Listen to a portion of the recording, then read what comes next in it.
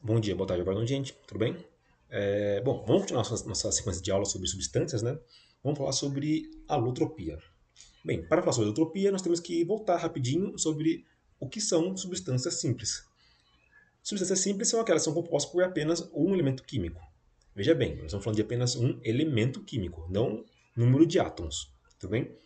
Bom, alguns exemplos são o gás hélio, o gás oxigênio, que tem dois átomos de oxigênio, mas, como eu falei antes, né, não importa o número de átomos, e sim a quantidade de elementos. Tudo bem? Então, nós temos apenas oxigênios, continua sendo uma substância simples. O carbono, o grafite, o gás hidrogênio, o iodo, e assim por diante. Só que o que é interessante? Que alguns elementos eles podem formar mais de uma substância simples. E aí vem o conceito que nós chamamos de alotropia, né? Falar sobre o que são alótropos. Alótropos são substâncias simples, são diferentes substâncias simples formadas por um mesmo elemento químico. Por exemplo, a gente vai ver alguns exemplos aqui, né? Mas um exemplo muito comum é o gás oxigênio e o ozônio. Nós vamos ver bem como que eles vão se diferenciar, mas vamos lá por partes, né? Bom, quais elementos podem formar alótropos? Né? Eles têm essa propriedade. Bom, os quatro que nós vamos ver: o oxigênio, o carbono, o fósforo e o enxofre. Embora tenha alguns elementos também, né, que tem alotropia, que no ensino médio não são abordados, então nós não vamos não vamos ver nesse vídeo aqui, tudo bem? Que são o arsênio, o selênio, o estanho, o cério, o polônio, entre outros. Tudo bem? Nesse vídeo aqui nós vamos focar nesses quatro aqui, né? Oxigênio, carbono, fósforo e enxofre, porque são aqueles que são abordados no vestibular. Tudo bem? Então, bom, vamos lá. Vamos começar primeiro pelo oxigênio, né? Naquela ordem que estava lá. Bom, eles têm dois tipos de alótropos, né? O O2, o gás oxigênio, que é o importante na nossa respiração, e o O3, que é o ozônio, que é o da camada de ozônio. E bem, uma coisa que define muito bem uma substância, ela é o seu ponto de fusão e o seu ponto de ebulição.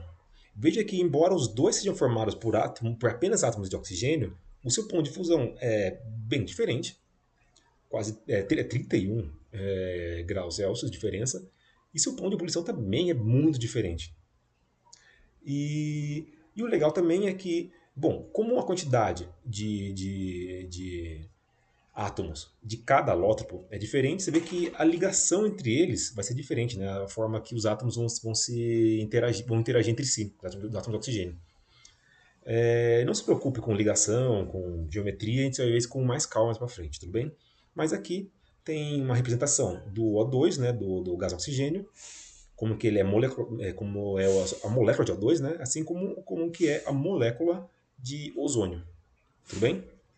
Então, bom, vamos ver agora as propriedades dos alótropos de carbono. O carbono ele tem muitos alótropos, sendo muito deles né, artificiais. Nós vamos ver esses três aqui, né, o grafite, o diamante e o fulereno, mas saiba que eles têm mais. Mas geralmente são mais cobrados no vestibular, são esses três aqui, tudo bem? E vai ser muito legal ver tipo, como que as propriedades físicas de cada uma das substâncias são bem diferentes, embora todas elas sejam formadas apenas por átomos de carbono. Então, bom, vamos começar pelo grafite, né? Que ele é representado por esse C e botar em sobrescrito grafite pequeno, né? Carbono, o C do elemento carbono, e escreve grafite sobrescrito para representar o carbono grafite.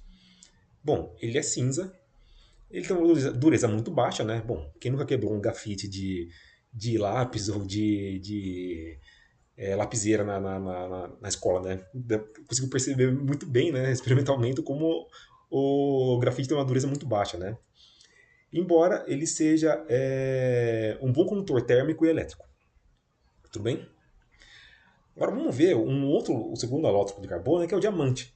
Que também a gente coloca o carbono, né, para o C de carbono, e escrever o diamante em sobrescrito para representar, né, quimicamente, que nós estamos falando do carbono diamante. Bom, ele é incolor, diferentemente do grafite que é cinza, né? Ele é um isolante elétrico e térmico, né? Tipo, o diamante ele não conduz eletricidade e também não conduz calor. E ele é o material mais duro que existe na natureza. E o que vai muito de encontro com a baixa dureza que o grafite tem. Então, a gente pode ver que, embora os dois sejam formados apenas por átomos de carbono, eles têm propriedades físicas muito diferentes entre si. E também o mais legal também é falar que o grafite ele é mais estável. O que significa? Significa que a tendência de diamante, lógico, em um tempo muito longo mesmo, é que o diamante vire grafite. Tudo bem? E bom, vamos ver aqui esse outro isótopo do carbono, né, que é o fulereno. Ele é um isótopo, bom, é representado, né, por ser 60, né? Volta 60 subscrito, né, para mostrar que temos 60 átomos de carbono nessa unidade de fulereno, né? Bom, esse alótropo, ele é duro, não é tão duro quanto o diamante, ele é duro, e ele é usado para transporte de medicamentos, isso em seres biológicos. É uma propriedade muito interessante, né? Que faz com que o fluoreno seja um alótropo comercialmente muito útil. Tudo bem? E bom, isso é bem interessante ver como que as propriedades físicas, né, de cada um das substâncias sejam muito diferentes, embora todos eles sejam alótropos do carbono. Tudo bem? Então, bom, vamos para o próximo alótropo. Aqui, desculpa. Aqui eu peguei essa imagem aqui para mostrar como que as ligações, né, os átomos de carbono, eles estão muito diferentes entre si, né, em cada um desses alótropos. Aqui no grafite nós vemos uma coisa muito, que podemos falar, tipo, um padrão muito mais padronizada, né, com unidades de planas, né, uma em cima da outra. Enquanto o diamante é um pouco mais disforme, né, os átomos carbonos, você tem uma certa padronização, mas é muito diferente do diamante, né, desculpa, do grafite. E assim como o do fluoreno, ele acaba parecendo uma bola, meio que parece uma bola, assim, né? Bola de futebol. E essa diferença de ligação, né? De disposição dos átomos de carbono em cada um desses alótropos, né? No diamante, no grafite e no fluoreno, é o que faz com que eles tenham essas propriedades físicas muito diferentes entre si.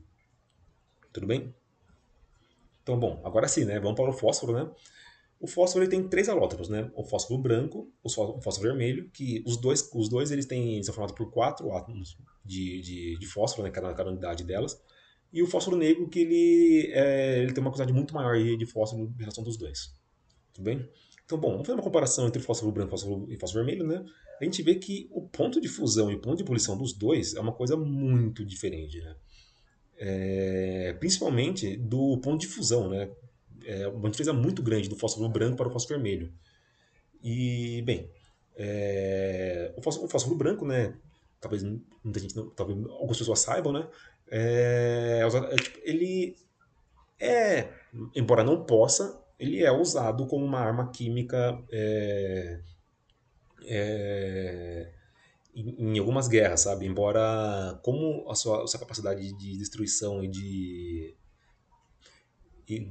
não destruição, mas capacidade de infligir dor, sabe, nas pessoas, isso acaba sendo uma coisa que ele é banido, né? Ele é banido internacionalmente em guerras. Então, embora. Eu recomendo que não procurem isso, são imagens fortes. Então, mas só para saberem que tem essa propriedade, sabe? Tipo, o fósforo branco ele foi usado muito em guerras, às vezes acaba sendo, embora não possa. Tudo bem? Embora tipo, a comunidade internacional proíba que se use o fósforo branco em conflitos armados. E bem, o fósforo negro, né, ele é preto, ele é brilhante e conduz eletricidade. Bem, uma coisa que é interessante é que o fósforo branco e o fósforo vermelho, as suas estruturas são parecidas, mas o legal é que tipo, o fósforo vermelho ele tem essa repetição, né, desses quatro fósforos tipo, muito bem alinhados, enquanto o fósforo branco não. E, bom, enquanto o fósforo preto ele é muito mais disforme, né, então o que acaba dando essa propriedade dele de brilho, né, e de conduzir eletricidade, enquanto que o vermelho e o branco não têm essas propriedades. Tudo bem? E bem, vamos agora para o nosso último caso de elotropia, nós vamos ver nesse vídeo aqui, que é o do enxofre. Bom, os dois têm a fórmula química S8, significa que os dois são formados por 8 átomos de enxofre. E, bom, quais são os alótropos? São o enxofre rômbico e o enxofre monoclínico. O enxofre rômbico Eles são cristais amarelos, meio transparentes, né? Tem um ponto de fusão de 113 graus Celsius e 445 graus Celsius, o que é o mesmo, né, do monoclínico, né, que é é, o outro alótropo do enxofre, embora o enxofre monoclínico ele também forma cristais amarelos, mas eles são opacos, em contraposição ao rômbico, que são transparentes. Tudo bem?